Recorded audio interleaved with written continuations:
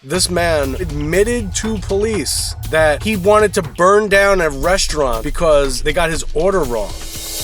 Recently, while covering a story where an individual who was out on supervised release for attempted murder, he committed murder, allegedly, while out on bail. And I was asking his court-appointed attorney about bail reform and his role that it was playing in this particular case and how this was not good for public safety. And the attorney actually made it very, very clear. He said, no, the newspapers and the public have it all wrong. These statutes to do with bail have nothing to do with public safety. It only pertains to your ability to come back to court. That's it. It has nothing to do with public safety.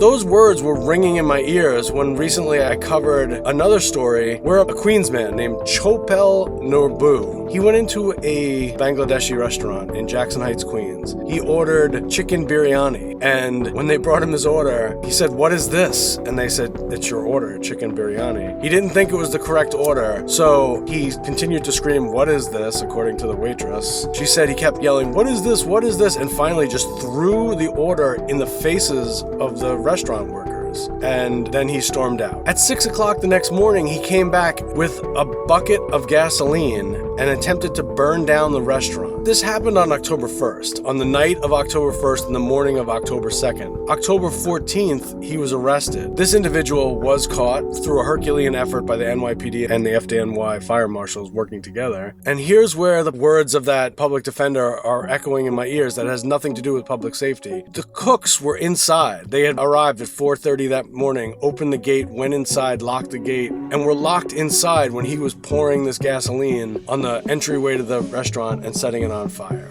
Now, this individual was released on his own recognizance because the felony arson and criminal mischief charges that he was actually charged with are not bail eligible. So if you try to burn a restaurant down with people working in the kitchen, that is not a bail eligible charge. This is where I think the bail reform laws do have something to do with public safety. The officers who were involved with tracking this man down and apprehending him were so dismayed by the fact that after 24 hours, he was back out on the street and they were shocked. The officers themselves brought it to the media's attention, said, "Can you please, guys, take a look at this? People have no idea what is going on." I mean, they had to get to know him a little bit to track him down and find him. And they said, "This is a dangerous individual. This is someone who's so crazy that he admitted everything to us. He told us exactly what he did." And he said, "Yeah, it was because I was so drunk and I was so angry that they had given me the wrong order." So it made perfect sense to me that we needed to tell this story, and people need to know how the justice system is working or not working right now in New York City.